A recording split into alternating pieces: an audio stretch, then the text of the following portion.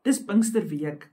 Ons gesels hierdie week bietjie oor die tema lewe in die krag van die Gees en vandag bietjie meer spesifiek oor die belofte van die Vader. En ons gaan so bietjie in hierdie week saam blaai in Handelinge, so deur die eerste paar hoofstukke, en tradisioneel sou ons seker eredienste gehad het met tye vir gebed, maar as ons dit so op die video's doen, is dit nie altyd moontlik om dit so te doen nie. So ek wil tog aanmoedig dat jy en jou gesin dalk tyd maak ook vir gebed. Waar Pinkster tradisioneel ook is, waar ons vir die kerk bid, vir die groei van die kerk en vir die gestuurdheid van die kerk, mag dit vir jou ook daardie betekenis inhou. Die gedeelte wat ons vandag saam lees, kom uit Handelinge hoofstuk 1, daarvan vers 4 af. Terwyl hy 'n keer saam met hulle aan tafel was, het hy hulle beveel: Moenie van Jerusalem af weggaan nie, maar bly wag op die gawe wat die Vader beloof het, soos julle van my gehoor het. Johannes het wel met water gedoop, maar julle sal binne 'n paar dae met die Heilige Gees gedoop word. Toe hulle 'n keer weer bymekaar was, het hulle vir Jesus gevra: Here, is dit nou die tyd dat u die koninkryk vir Israel weer gaan oprig? Hy het hulle geantwoord: Dit is nie vir julle om die tyd en die omstandighede te weet wat die Vader in sy eie mag bepaal het nie. Maar julle sal krag ontvang wanneer die Heilige Gees oor julle kom.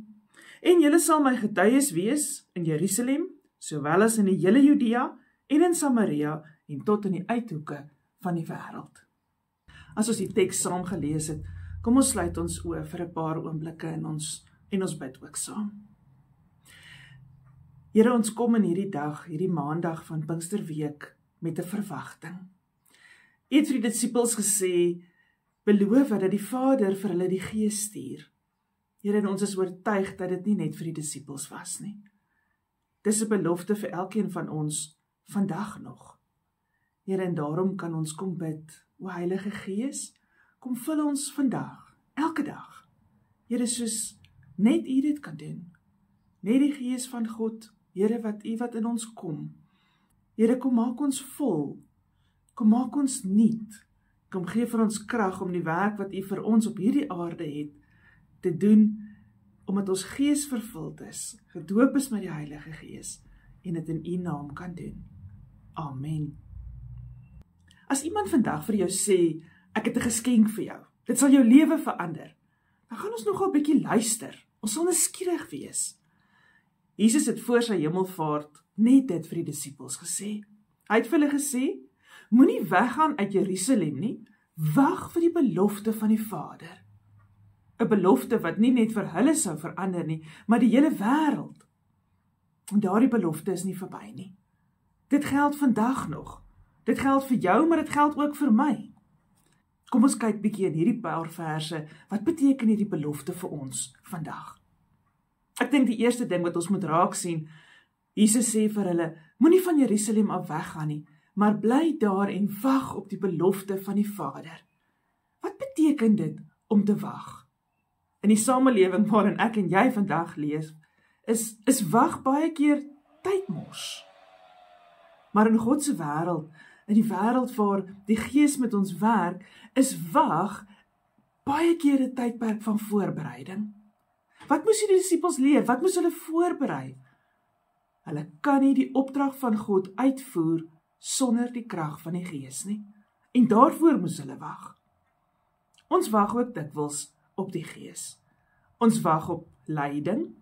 Ons wag op deurbrake vir iets waaroor ons dalk spesifiek bid. Ons wag vir toerusting van die Gees. En God se tydsberekening is perfek. Dis net ons wat baie keer so haastig raak. En deel van hierdie verwagting, van hierdie wagproses, is om te weet dat dit geloof en gehoorsaamheid vat om te wag. Maar ons lees ook van die belofte van krag, daar in vers 5 en in vers 8. Julle sal met die Heilige Gees gedoop word, julle sal krag ontvang. Die Heilige Gees is nie net 'n opsionele ekstra nie. Hy is die kern van ons Christenlewe. Die doop met die Heilige Gees bring 'n bonatuurlike bemagtiging vir my en vir jou om missiegedrewe te leef.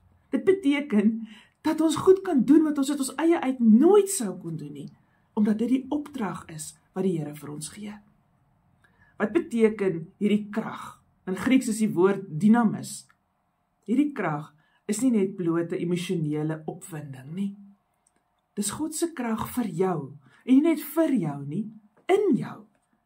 Jy het dit nodig om heilig te lewe, om te lewe volgens die wil van God. Jy het dit nodig om te getuig.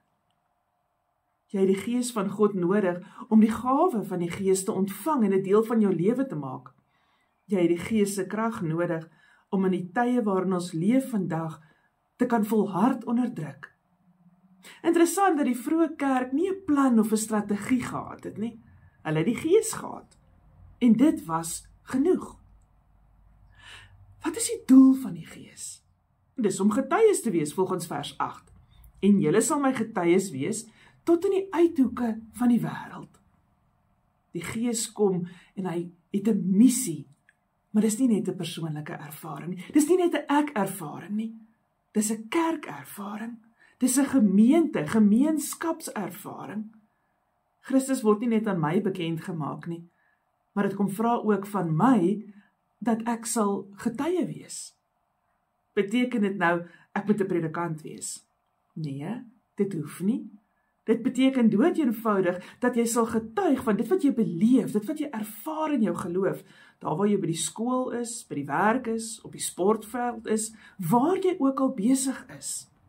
Want die Heilige Gees kom en hy maak van doodgewone mense draers van God se lig.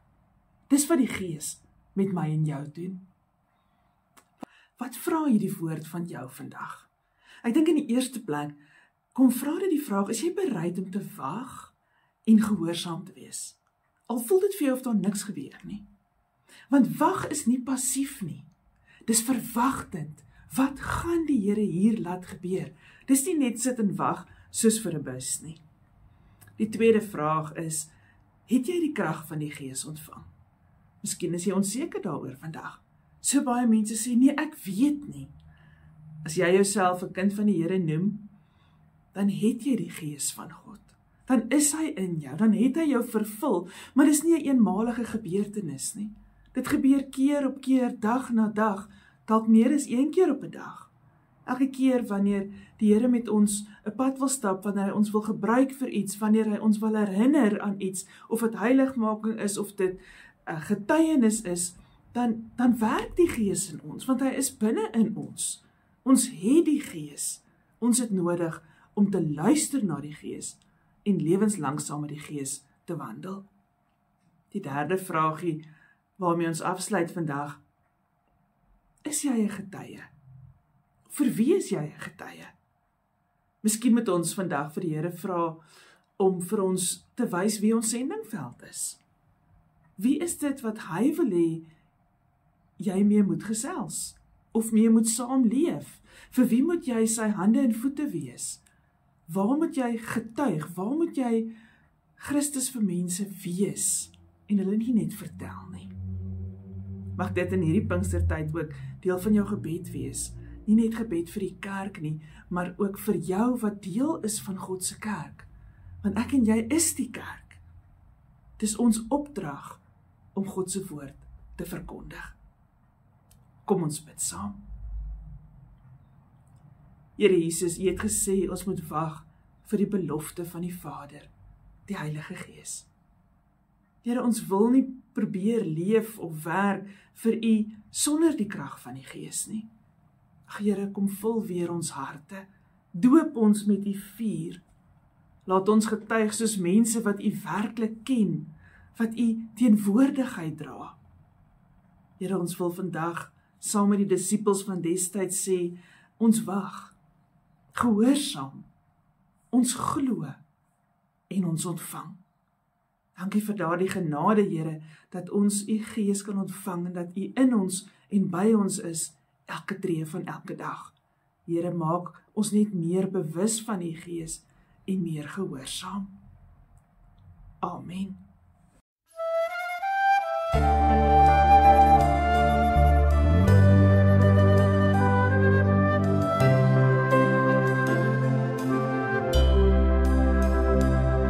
O Heer, ons staan voor U gebroken verstaan ons nie weer. Maar U stuur vir ons 'n leidsmantra. Hy lei ons na U. Kom o Skepper Gees, lewendmakend Gees, kom in al die volheid, kom in al die kracht,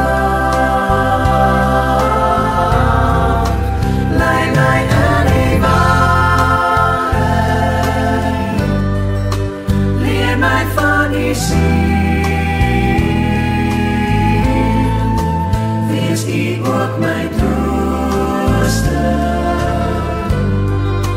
kom o Skepper Heer.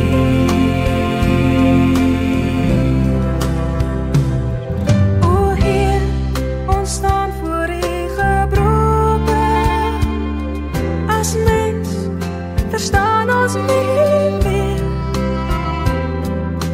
maar U stuur vir ons 'n